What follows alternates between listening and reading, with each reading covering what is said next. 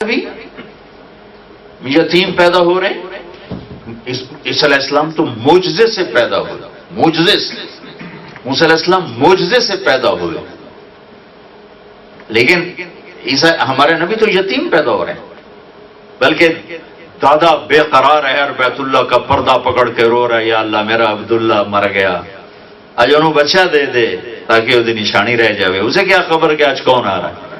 وہ تو بیت اللہ کا پردہ پکڑ کے عبد المطلب رو رہے تھے کہ یا اللہ اگر بیٹی پیدا ہوئی تو میرے بیٹے کا نشان مٹ جائے. آج میرے بیٹے کے گھر بیٹا پیدا کر دے, اور اسے نہیں خبر کہ اس کے گھر میں دو جہان کے سردار آ رہے ہیں.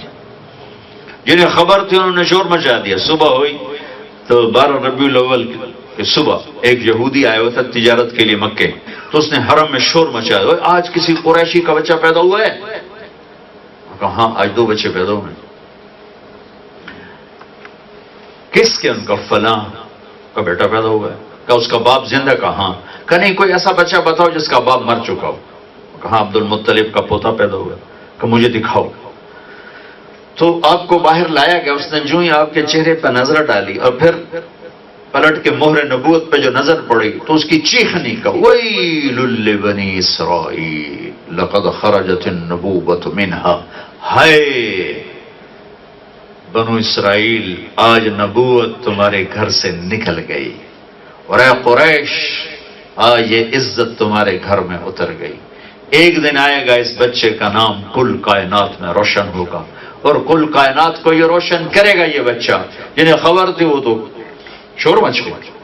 ایک سمندر کی مچھلیوں نے دوسرے سمندر کی مچھلیوں کو جا کے مبارک دی.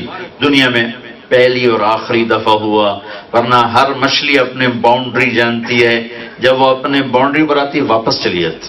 پانی آپس میں نہیں ملتا, مچھلی ملتی. کیپ ٹاؤن کے آخر میں گیا, وہاں پیسیفک اور انڈین اوشن مل رہے ہیں, تو مجھے وہاں دوستوں نے بتایا کہ وہ 2 سمندر آپس میں یوں لکیر بنی ہوئی تھی, اور جہاں تک نظر جاتی تھی پانی آپس میں مل نہیں رہا تھا, بلکہ پارٹیشن صاف نظر آ رہی تھی. تو انہوں نے کہا جی اس سے بھی اگلی بات یہ ہے کہ اس سمندر کی مچھلی ادھر نہیں جاتی اور ادھر کی ادھر نہیں آتی. جب اس کنارے پر آتی تو واپس چلی جاتی, وہی آتی تو واپس چلی جاتی ہے. دنیا میں صرف یہ, اب میں آگے کہہ رہا ہوں, دنیا میں صرف ایک دفعہ ہوا جس دن میرے آپ کے نبی پیدا ہوئے. ایک سمندر کی مچھلیوں نے دوسرے سمندر کی مچھلیوں کو جا کے مبارک دی کہ آج کائنات کے سردار آ گئے, آج وجہ کائنات آ گئے, کائنات کے لیے رحمت آ گئے.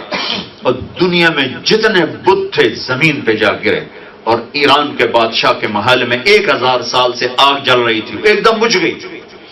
اور ایران کا بادشاہ نوشیروان نے وہ محل بنایا تھا سنگ مرمر سے, اس کے 14 بڑے بڑے برج ٹوٹ کے زمین پر گر گئے. ہوا کہ ایک یتیم پیدا ہو رہے ہیں, یتیم. دودھ پلانے والیاں دودھ پلانے کے لیے تیار نہیں ہیں. 10 عورتیں آتی ہیں.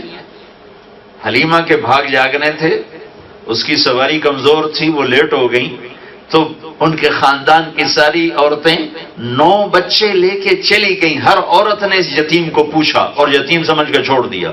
پھر حلیمہ مکے میں انٹر ہوئی تو انہوں نے بھی دیکھا یتیم ہے, مجھے معاوضہ کون دے گا, پیسے کون دے گا. سارا مکہ پھر کے آ کے تھک کے بیٹھ گئی. تو خامد نے کہا حلیمہ خالی گود جانے سے بہتر نہیں کہ یتیم ہم گود میں لے لیں, چلے ہمیں اجر ہی صحیح. کہاں چلو یہ ٹھیک ہے. اب دوبارہ گئی, بھی خالی گود جانا مجھے تانا ملے گا. کہا کہ آمنہ بہن اپنا بچہ دے دو. انہوں نے فرمایا اس کی برکتیں تو دیکھے گی جب یہ تیری گود میں آئے گا. ان کی چھاتیاں خشک تھیں, جو ہی گود میں لیا دونوں چھاتیاں دودھ سے بھر گئی. اور آپ نے ایک چھاتی سے دودھ پیا, دوسری طرف لگایا تو انکار کر دیا, منہ بند کر دیا کہ ایک اور بیٹا تھا حضرت حلیمہ کا جو دودھ پیتا تھا. شروع سے آپ نے انصاف کی بنیاد رکھی.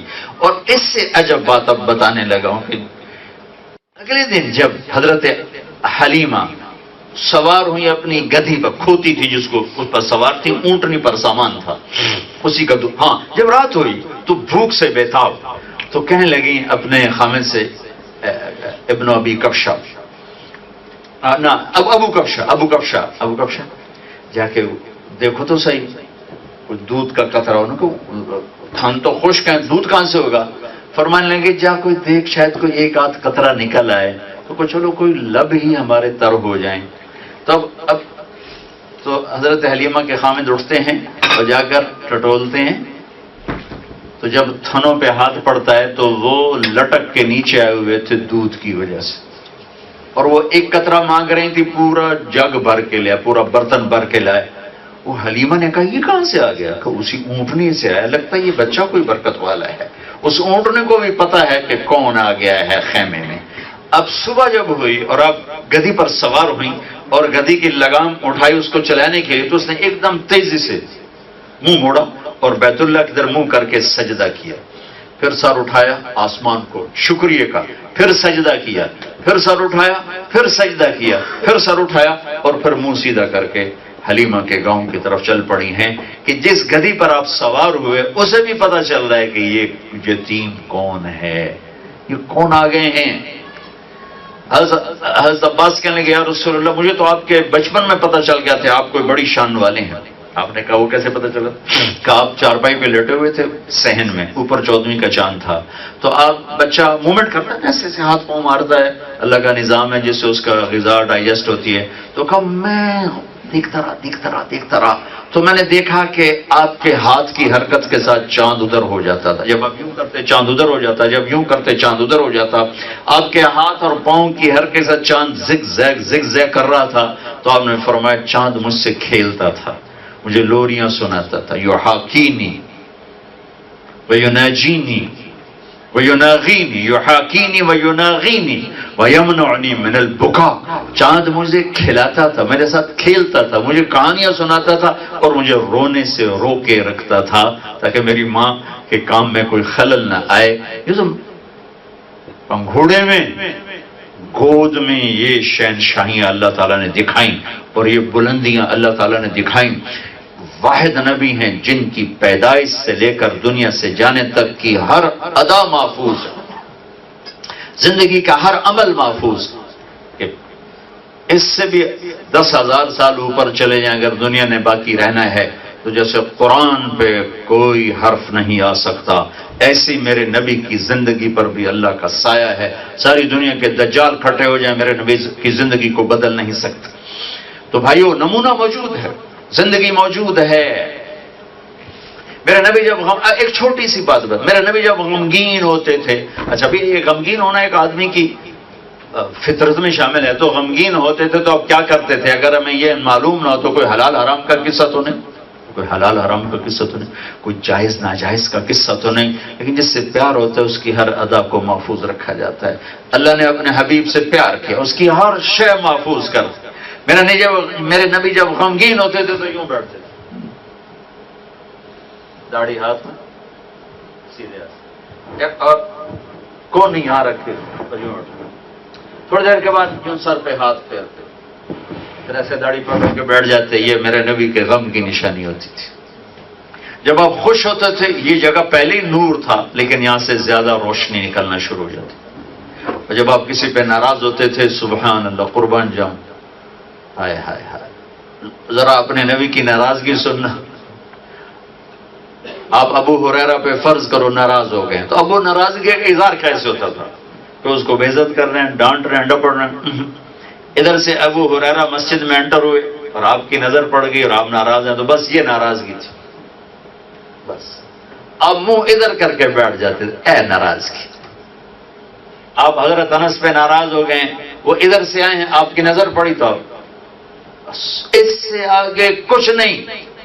وہ صحابہ کو فوراً پتہ چل جاتا تھا وہ اللہ کے نبی ناراض. ابو ہریرہ رضی اللہ عنہ جہاد پہ جانے لگے. ماں نے روکا کہ بیٹا میں بوڑھی ہوں, مجھے چھوڑ کے کیوں جاتا؟ کہ میں تو جاؤں گا. کہ میں تجھے اس دودھ کا واسطہ دیتی ہوں جو تجھے پلایا, ایسے اپنی چھاتی کی طرف اشارہ کیا. کہ میں تو جاؤں گا.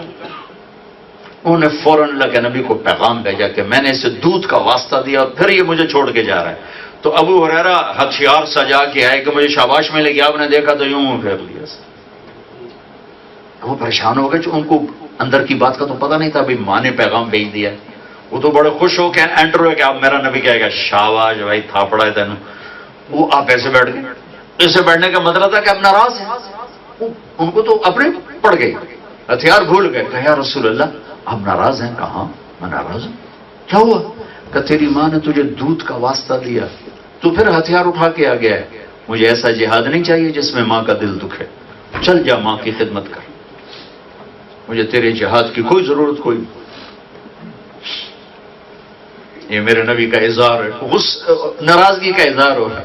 ہائے ہائے، سراپا رحم و نبیوں میں رحمت لقب پانے والا، مرادیں غریبوں کی بردانے والا، غریبوں کا والی غلاموں کا مولا. ہائے ہائے ہائے.